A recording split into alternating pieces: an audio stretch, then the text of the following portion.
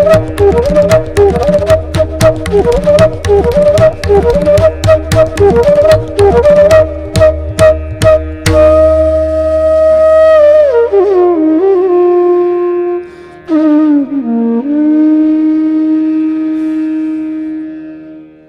गुरुदेव ध्यान शंकराय नमः।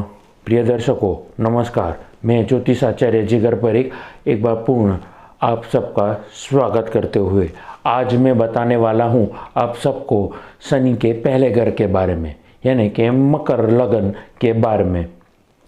मकर लगन वालों के लिए कैसा रहने वाला है नया साल 2022 और साल के पहले दिन 1 जनवरी को कैसे थे उनके ग्रह और आने वाली किस्मत या आने वाला समय कैसा होने जा रहा है।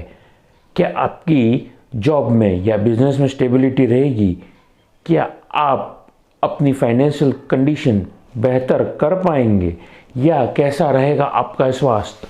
ऐसे बहुत सारे सवाल आपके मन में होते होंगे या उठते होंगे। उन्हीं सवालों के जवाब को देने के लिए मैं आपके समक्ष हाजिर हुआ हूँ। लेकिन हर बार की तरह मेरी बात को मैं शुरू करूं उससे पहले मेरी आप सभी जन से एक निवेदन रहेगा, मेरे वीडियो को आप ज़्यादा से ज़्यादा लाइक करिए, सब्सक्राइब करिए, नोटिफिकेशन बेल को दबाना मत भूलिएगा।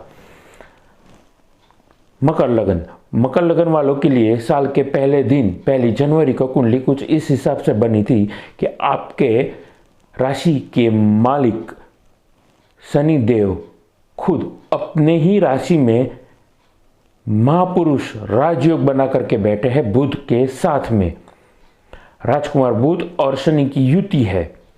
आपके धन स्थान में देवगुरु बृहस्पति शुभता देते हुए विराजे है। आपके पंचम स्थान में जो पब्लिक प्लेस का भी स्थान कहा जाता है वहां पर राहु विराजे है। आपके लाभ स्थान में केतु व मंगल की विस्फोटक परिस्थिति उत्पन्न हुई है। चंद्रमा उस दिन उनके साथ में ही थे नीच अवस्था में। और आपके 12वें घर में शनि के पिता सूर्य देव जो आपकी आत्मा के कारक है वो बैठे हैं 12वें घर में शुक्र के साथ में।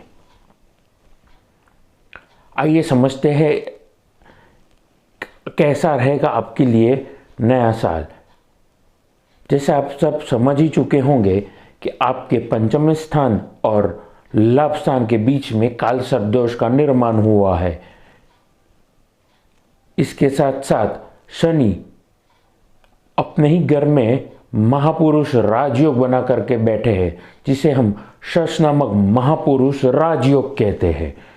आपको धन धान्य स्टेबिलिटी और अच्छे स्वास्थ्य का आशीर्वाद देते स्वराशि में बैठे हैं शनिदेव राजकुमार बुध के साथ युति करते हुए।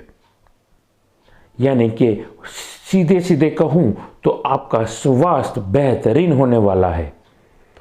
आपको बोन रिलेटेड कोई बीमारी, arthritis, back problem, joint problem या अन्य कोई बीमारी थी या आपके दांत में कोई बीमारी थी तो आने वाले वक्त में आप ट्रीटमेंट के द्वारा 100% रिकवर हो जाएंगे, क्योंकि शनि आपको पूर्ण रूप से आशीर्वाद दे रहे हैं कि दवाई तो अपना काम करेगी लेकिन ग्रहों का भी प्रभाव रहेगा आपकी जिंदगी पे और आप पे। वो पूर्ण रूप से आपको शुभता और आशीर्वाद के रूप में लंबी आयुष्य प्रदान कर रहे हैं। आगे मैं बात करने वाला हूं सूर्यदेव के बारे में। जी हां, ऐसा कहा जाता है कि छाया पुत्र शनिदेव जिनके पिता सूर्य है हम सबकी आत्मा का कारक, पृथ्वी को चलाने वाले, 9 ग्रह के राजा सूर्यदेव 12वें घर में विराजे है शुक्र के साथ में। कहीं ना कहीं आपके मूलाधार चक्र को वीक करते हुए। तो इसके लिए मैं आगे बताऊंगा आप क्या कर सकते हैं, लेकिन इसका प्रभाव आपकी जिंदगी पे जरूर पड़ेगा। उसके साथ साथ कैसा रहेगा ये वक्त जब मकर संक्रांति के दिन सूर्यदेव राशि परिवर्तन करेंगे और 28 साल में दूसरी बार, जी हां 28 साल में दूसरी बार सूर्य के शनिदेव और सूर्य दोनों आमने सामने अपने ही घर में होंगे। वैसे तो शनि को हर घर में 2.5 साल लग जाते हैं, अपने ही घर में आते आते पूर्ण 30 साल वो करता है। मैंने 28 साल इसलिए बोला क्योंकि 2 बार 30 साल में 2 बार ऐसा जरूर होगा जहां पर सूर्यदेव और शनिदेव आमने सामने होंगे। मकर राशि, मकर संक्रांति के दिन मकर के सूर्य और शनि के घर में शनि का हाजिरी होना और तो और सूर्यदेव के सामने होगा। कैसा रहेगा ये प्रभाव आगे आने वाले दिनों में मैं इसके बारे में भी बताऊंगा, लेकिन अभी तक मैं जितना बता चुका हूं उसके मुताबिक आपके मूलाधार चक्र पे कहीं ना कहीं इसका नेगेटिव इम्पैक्ट यानी नेगेटिव इफेक्ट पड़ेगा। आपके ब्लड सर्कुलेशन, आपके खून बनने की प्रक्रिया या फिर आपके सेल्फ कॉन्फिडेंस को वो कहीं ना कहीं 12वें घर का सूर्य आपको कमज़ोर कर रहा है। मैं आगे बताऊंगा उसको मजबूत कैसे किया जाए। आगे मैं अब बताने वाला हूं स्टूडेंट्स के लिए, विद्यार्थी जातकों के लिए, मेरे भाई बहन जो भी किसी भी सेक्टर में पढ़ाई कर रहे हैं, आने वाला वक्त आपको बेहतरीन रिजल्ट मिलने जा रहा है, बेहतरीन रिजल्ट दे रहा है। क्योंकि आप पढ़ाई कर रहे हैं एब्रॉड जाने की, आप अगर पढ़ाई कर रहे हैं एब्रॉड सेटल होने की, तो ये बिल्कुल सही वक्त है और आने वाले वक्त में आपको बेहतरीन रिजल्ट मिलेगा।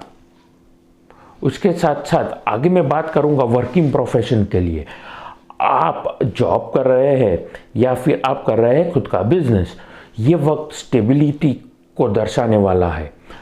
आपके धन स्थान में बैठे हुए देवगुरु बृहस्पति आपको लाजवाब शुभता देते हुए, आशीर्वाद देते हुए जबरदस्त धन प्राप्ति होना मान लीजिए तय है। जॉब में आप है तो ये वक्त में आपको मैं ये कह सकता हूं कि शुभता वाले पैसा, जबरदस्त पैसा यानी शुभता वाले पैसा देंगे। ऐसा पैसा जो स्टेबिलिटी को दर्शाएगा, ऐसा पैसा जिसमें से आपकी बरकत और आपकी उन्नति होगी।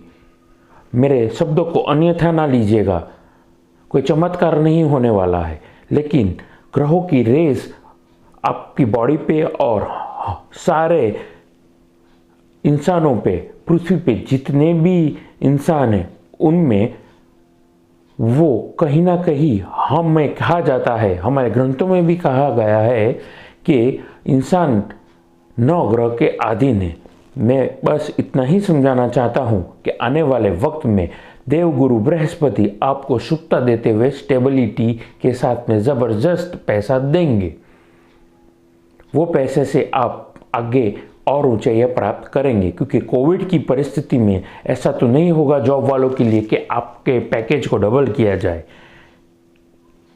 तो प्रैक्टिकली टर्म्स में जो भी आपकी इनकम है वो इनकम स्टेबलाइज इनकम के साथ प्रोग्रेसिव रहेगी, इतना मैं कह सकता हूं। बिजनेसमैन वालों के लिए मैं कहना चाहूँगा, आप अगर शेयर मार्केट में इन्वेस्ट कर रहे हैं या फिर आप कर रहे हैं एक्सक्लेवेशन यानी कि खुदाई का काम, आप काम कर रहे हैं कोई फॉरेंसिक साइंस का काम, या फिर आपकी खुद की लैब है, तो आने वाले वक्त में ये काम में आपको ज़बरदस्त उन्नति होगी, नए प्रोजेक्ट्स मिलेंगे, नए अपॉर्चुनिटीज़ मिलने की संभावना है। और यही सेक्टर्स में आप अगर जॉब कर रहे हैं तो आपके लिए ज़बरदस्त अपॉर्चुनिटी, डोर ओपनिंग अपॉर्चुनिटीज़ आपके करियर में साबित होगी, याद रखिएगा।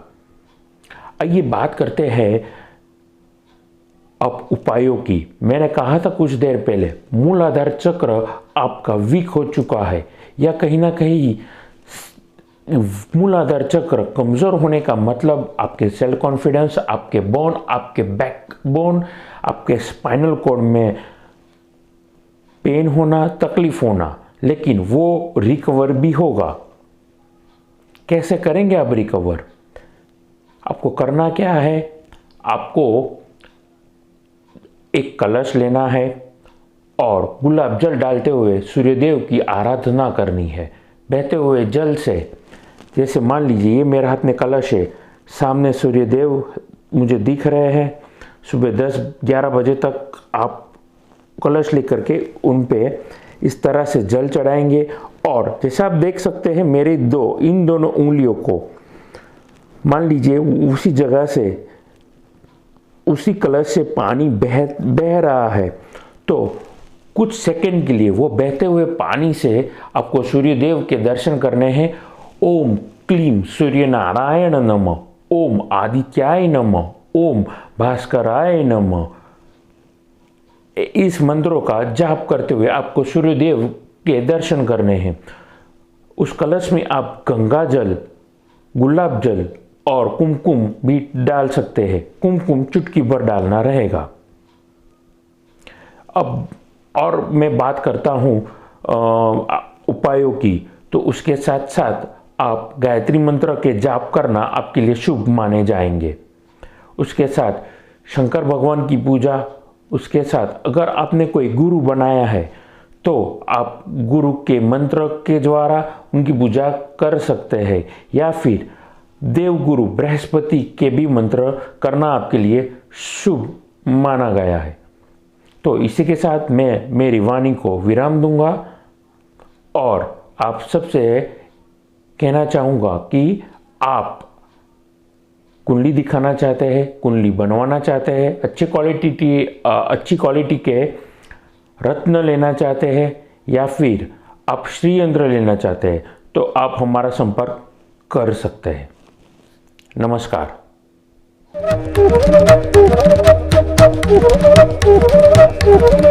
Thank you.